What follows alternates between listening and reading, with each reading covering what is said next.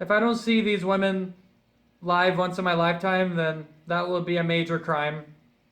Hello everyone, Adam here. I am a professionally trained audio engineer as well as metal guitarist, and today I'm going to be checking out another Broken by the Scream song because I can't get enough of these ladies.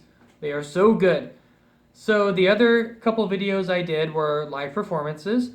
I actually have not heard any of their studio material. So I'm going to be checking out their song, Oh My Migami. It is the official music video, so this is like a studio recording of them. I'm curious to know if they do like any like auto-tune stuff on their performance for this. And I'm also curious to hear more of like the pop elements of their music and see how that combines with the metal. So let's go ahead and jump right in. Okay, we got some like poppy. Ooh, that sounds great. I love the pop elements and how heavy this is. So electric guitar, hard left, hard right.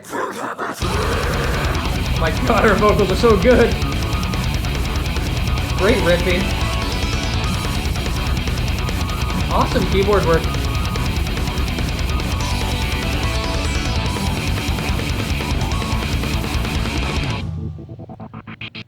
There's a lot of compression on the drum set.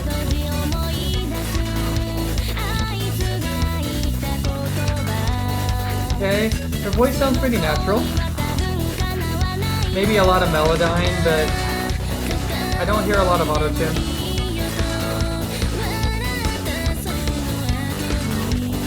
A lot of keyboards, hard left to hard right now. Bass is really prominent in the center of the mix.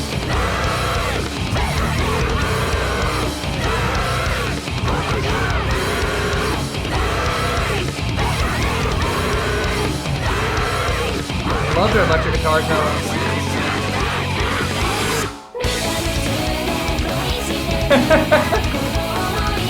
I can't get enough of this.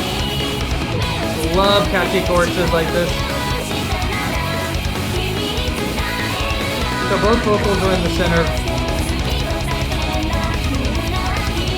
Bass work in the center is really, really good.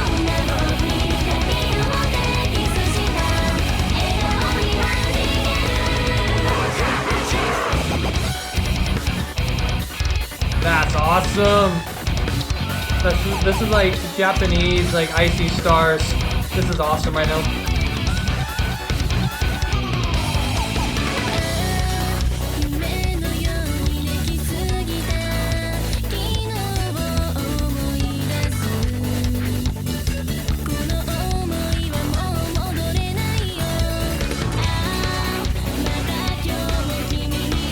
That is awesome electric guitar work. The keyboard work is great too. It's like the staccato hits, really good.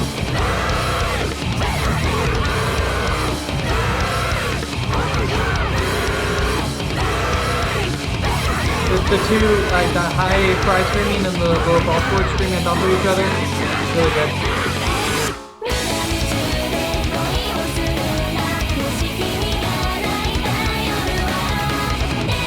Snare is very loud.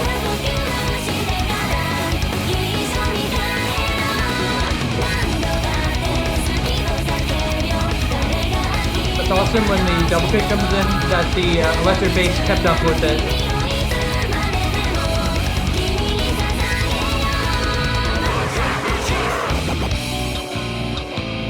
Oh, I like this. Okay. That jazz break. This guitarist is hella good, by the way.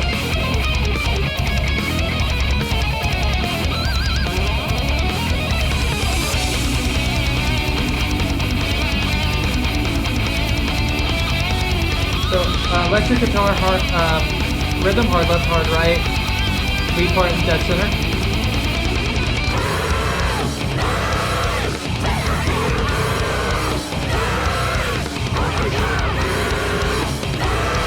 Her lows are out of this world, man.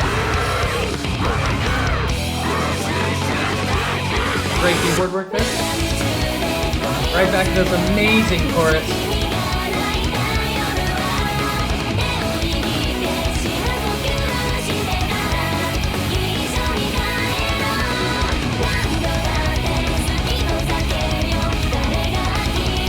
If I don't see these women live once in my lifetime, that will be a major crime. I want to see them so bad.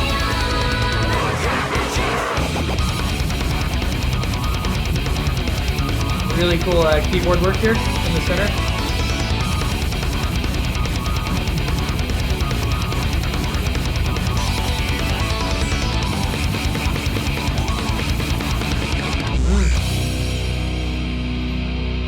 Great stuff, man. Broken by the Scream is literally incredible. I love their music. It's so innovative. Just unlike anything I've heard in the metal genre up to this point. Alrighty, so let's dive in on this production. Their live performance and their studio album are so similar. They sound exactly like this live. It's amazing musicianship that they're able to pull this off live as flawlessly as they do on the recording. Because as you know, if you are in a recording studio, you can get as many takes as you need. You can pull it all off, in as many tries as it takes. But having a live performance, you only got that one live performance. And they pull it off so well. Just so well. I want to talk about the drums first. The drums sounded good. Sounded fine for the most part. But there was heavy compression. Heavy compression. And the way I was able to tell that was when the hi-hat was being hit and the snare was being hit at the same time, there was just bleed. And like the hi-hat sounded completely washed out. And that's a sign of heavy compression.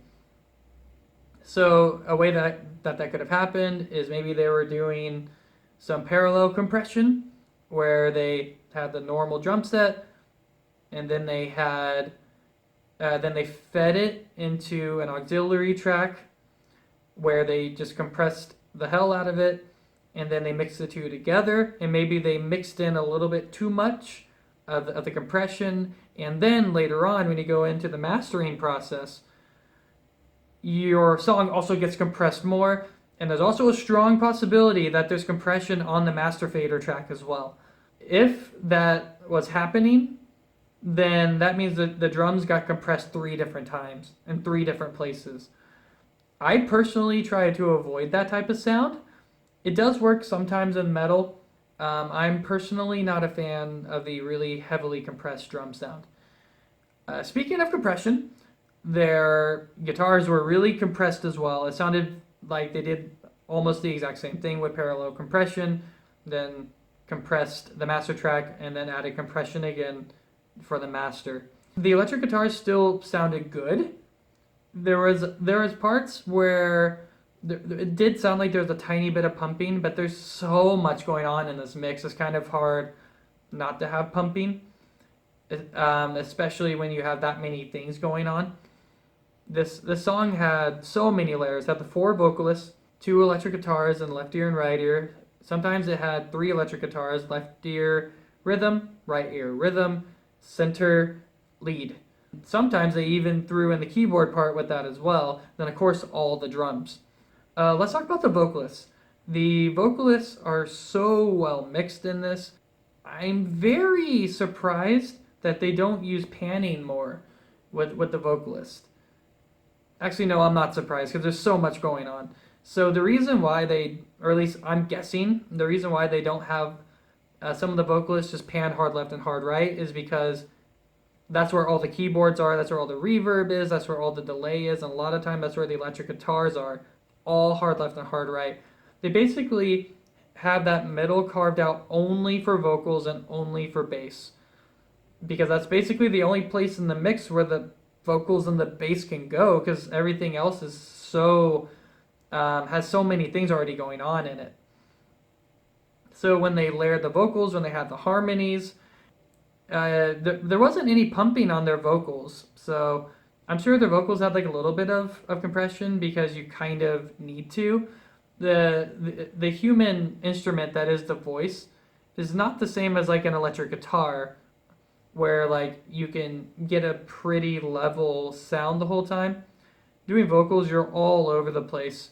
Like even if you're like a well trained and like a good vocalist, you're still gonna have waverings in your volume. You know, there's times where you might pull away from the microphone, times where you might be a little bit too close to it, and so like you need compression to level out all that stuff, to cut off, well not cut off, to bring down the high end and boost up the low end so that it's more level throughout your song.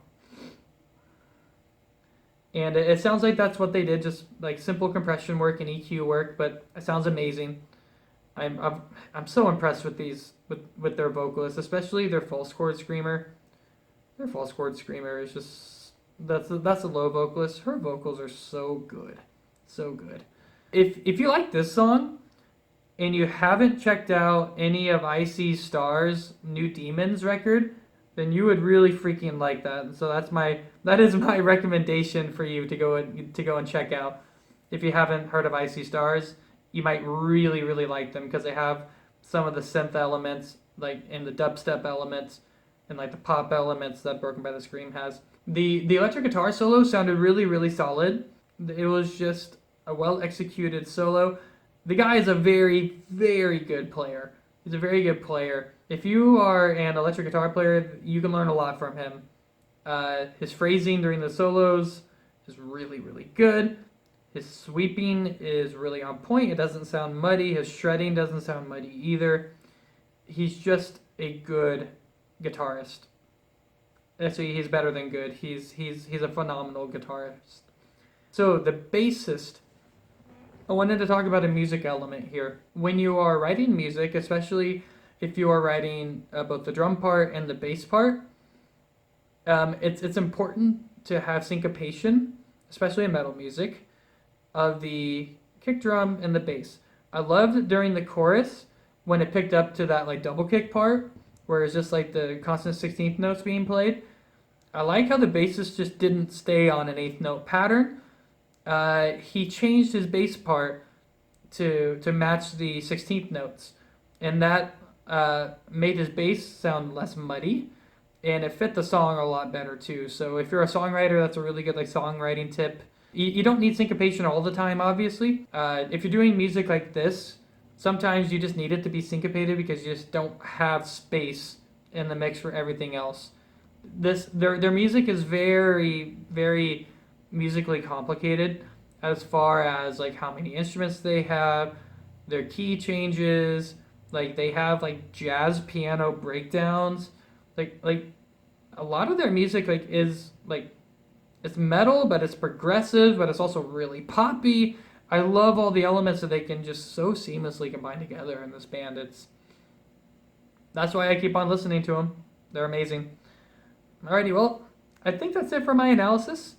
If you're liking the content, make sure to hit the like button, hit the sub button, hit the bell button. I also have a Patreon page as well if you are so interested.